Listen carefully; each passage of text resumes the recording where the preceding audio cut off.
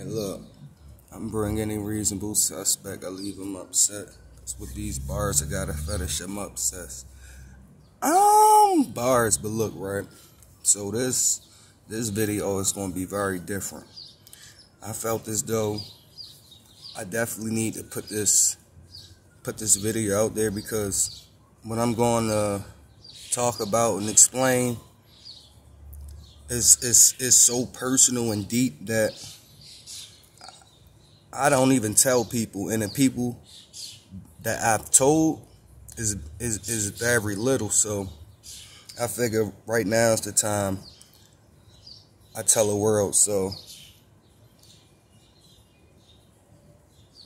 I'm gonna start off. This story comes from when I was younger, but before I tell the story, you have to get to know who I am now. So the current me who I am now is fully atheist. I'm like more scientific. Like, I don't believe in a God. I don't believe in a Jesus. It always been like I had two fucks for both of them. So with that being said, just been lingering on my mind. You know, maybe you ever heard the phrase God works in mysterious ways, right? So I just been thinking, like, back when I was younger, before I could grasp the concept of being religious or a Jesus or a God or a devil or a church, I'm talking young, like maybe I was living not too far from where I live at now on Robinson.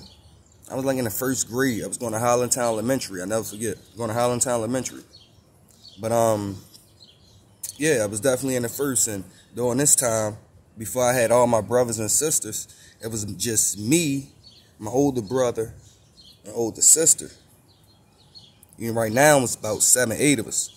But during that time, it's about 3 of us. So I would sit on the step as a kid, and like usually like any other kids, you had toys.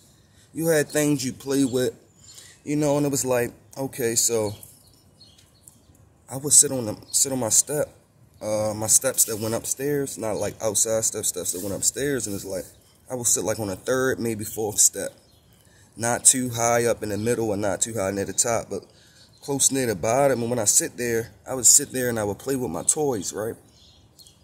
And when I would play with my toys, y'all would call them angels.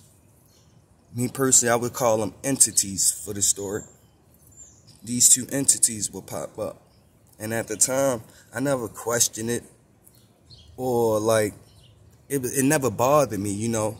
Just as well as like if you got like a little baby or infant, and you might see a baby doing certain things, it's like, it doesn't bother you, because whatever it is, if there was something there, you can't see it. And in this particular situation, only I could see these entities. And it was crazy because just periodically this would happen. I would just sit on the step, you know, maybe at the school, play my toys, and then like they would just appear there.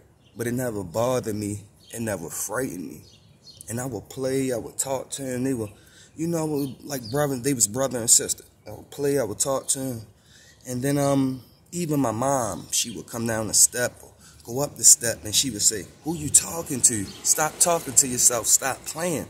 And I would tell her repeatedly, like, "Ma, you don't see such and such here. You don't see them here." She would literally walk past, go through them. They was more so like physically transparent. It was like, yes, they was there and I could interact with them, but at the same time they was transparent, whereas though you definitely could see through them, but only I could have physical contact with them. It was crazy.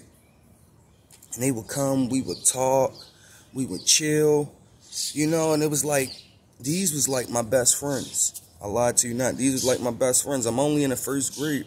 I didn't have all my brothers and sisters, and I wasn't really going outside as much. So, man, some time go by. After some time go by, you know, they just randomly stopped popping up. And at the time, you know, I didn't understand what was going on, but I also knew that a piece of me felt weird that they stopped popping up. So let's fast forward to that same year, Christmas time. Okay, so that same year, Christmas time, I lied to you not, my brother's in the house. Maybe he woke, maybe he not. But if for those people that played 64, it was this game called No Mercy. No Mercy came out. When No Mercy came out, you feel me, it was on 64. Me and my brother, we stayed up all night. Just imagine, like, you know, when you a kid and you got Christmas Eve, you know you ain't trying to go to sleep because you know as soon as 12 come and 12:01 come, you can open your presents, and basically that's how it was. So as soon as 12:01 came, we on the 64, we pulling an all-nighter. Early in the morning, out of nowhere, it's this figure, this entity, like an older man, you know. He comes from the corner where the basement was, turn the corner, just coming towards us, floating, but he coming slow. Me and my brother, we look at each other, then we proceed to run upstairs. As we running up the steps, I fall, bow. Real shit, I fall like on some movie white people type shit. And he grabbed me, pick me up, let's go. Boom, we hit the corner, boom. Like all this happened within seconds. Boom, boom, boom. We go on this bunk beds was hot during the time. Like he had the top, I had the lower bunk. We both hit the floor, boom. We roll under the bed, boom. Now we watch it. We see ball keep floating. So let's just say that's my grandmother's room and this ball, and we here. So we watching, boom, ball float, boom, go straight through the door, boom. Now we like, he just went in granny room. At this point, we don't even care about ourselves because we just instantly get from under the bed. We go in there and boom, we don't see nothing. It's like, all right, that was crazy. We don't tell nobody the story. We kept it to ourselves. We was more so shocked, but we kept it to ourselves. Later on that next year, the following year, our house burns down without a trace. I get stuck in the house. My grandma saved me. I mean, it was crazy because I could have died that day, but that was more like a story I wanted to share, that for those people that are religious or that's just lost, it's like you could take from what you want to take out of this and say, oh, maybe he was crazy, or like, I don't know. I know what I saw though, and if anybody know me, they know I'm far from a religious type of person. So to share this story is like, it's like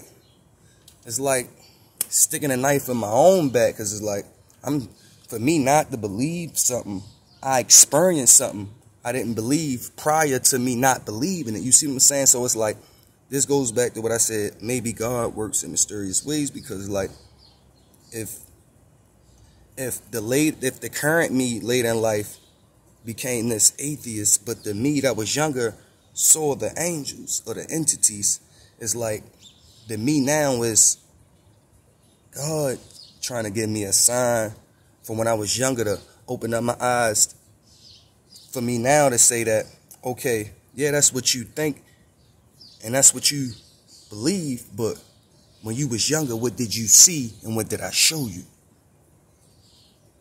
Because I always say I need some type of evidence. And when I was younger, the evidence was there. The evidence was there. Now that I'm older, I think I've been blinded, and I don't want to admit it, that maybe there is a God.